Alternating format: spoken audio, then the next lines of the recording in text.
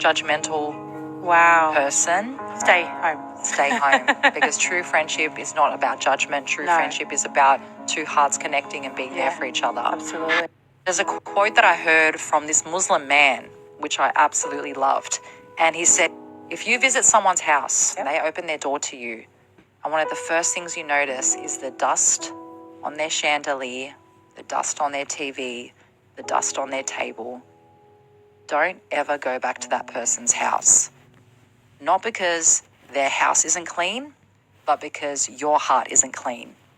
Because someone has opened their house to you, their home to you, their space to you. They could cook dinner for you, give you food, shelter, laughter, whatever it may be, and you're sitting there noticing the dirty coffee table, the one plate in the sink. Yeah.